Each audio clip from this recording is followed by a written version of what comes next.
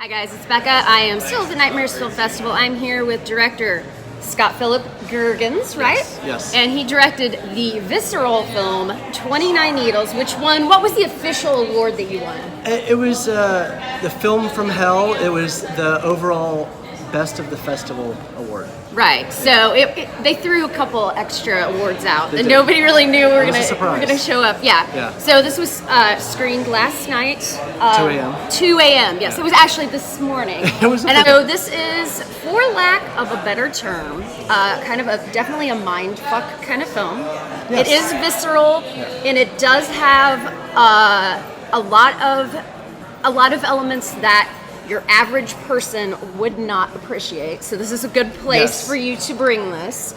Yes. So can you tell us a little? Place, yeah. Tell us a little bit about the film, and then tell us why you decided to screen it here.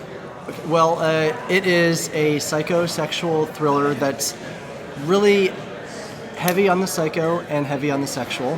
The main character, he uses pain to inflict on himself or others, to hold back like the demons, the horrible thoughts that he's dealing with.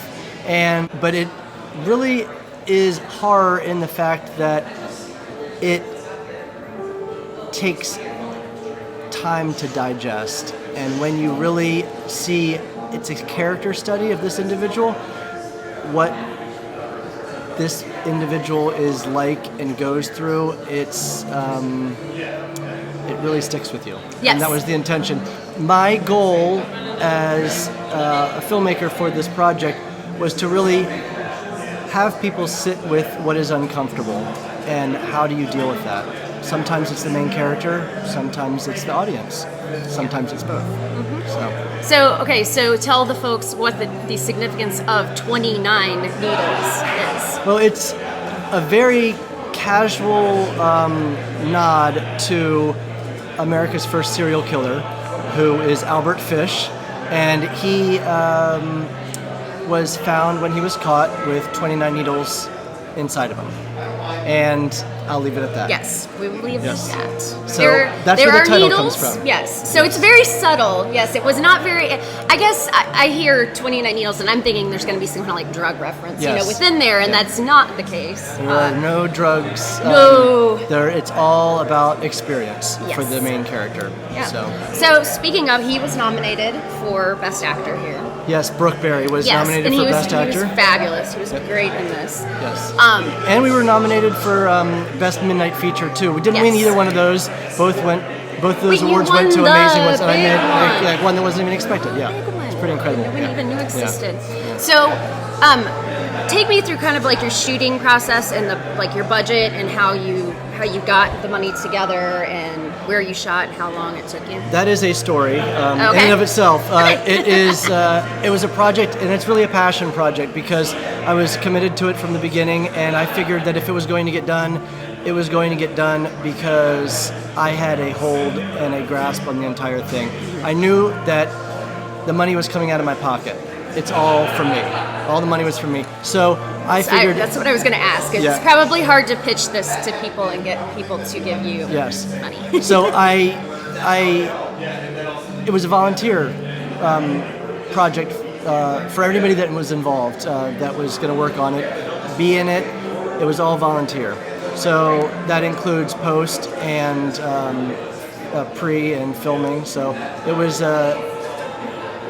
the budget, mainly about 90% went into the makeup effects that are in it, which weren't cheap, but in the scope of movie making, it was, there are shorts that cost a lot more than what I paid. Right. So it was a long process, finding people really willing to do what the roles required, and that's where I went first. So there are no actors in the movie. They were all talent that I found. There was a long process of looking for those people, and then you weed it down for people that can handle lines, and then say the lines in a way that will be believable, which is what acting is all about. And I was blessed to have Brooke be involved because Brooke is the embodiment of the character in the movie, so it was perfect. And it was a long process. So we filmed it over everybody's spare time over a multi-year period.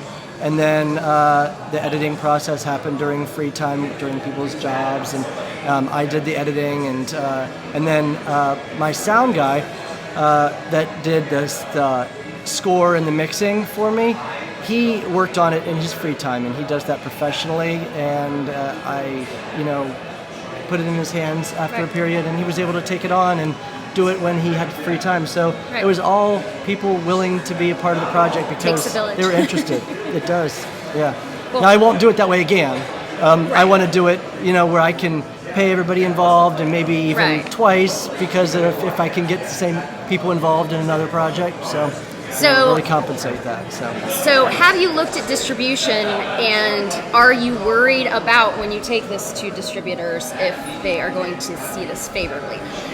So this kind of, to me, it really does border a little more like on like an extreme, kind of like the Red horror type film. A lot of close-ups of very, very disturbing things, and or even just shocking things. Right. So do you think that you'll find a distributor that will? I do. I think that there's a distributor out there for every type of project. Right.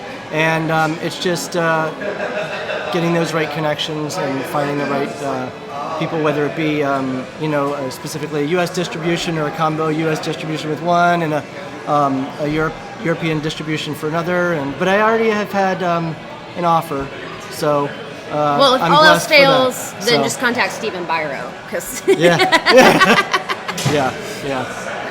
So I think it will find. It's already found people that enjoyed it, so that's important. So if people are enjoying it, then that means that's something for a distribution company to pay attention to. So, right. Well, now you got an award, a major award. An award. That's pretty incredible. Gotta go stick that on your poster. So. Yeah. All right. So what's next for you? Well, I've been working on. I decided that the next project I wasn't going to do until this one was at this stage. Okay. So now I'm fine-tuning the next script, and it will be another body horror, and it will be in a similar vein. I like the really the tales that are a slow burn, and the horror really comes from the experiences that the viewer and the characters have to go through. Yeah, and kind of you feel like you're going through it together in this film. I mean, indeed. You're definitely like put into his. It's not shot as like his point of view, but you are really like, you feel like you're going through what he's going through. And near the beginning of the movie is where it starts, where it's not working for him anymore. Right. And which does kind of make it like a drug reference. I mean, it is this addiction where it's like you used to do a little bit, like little doesn't do it. And there's lots of allegories and layers to the movie where I really incorporated elements that can be interpreted in a variety of different ways, and that's, I feel, why it connects to people the way it does. Yeah. So I think so. Life is difficult. You gotta get through it somehow. Yeah, exactly. Congratulations again. Thank you. And again, 29 Needles, coming soon. Yes. Somewhere. Yes. It's coming soon, and you'll need to watch it. Yeah.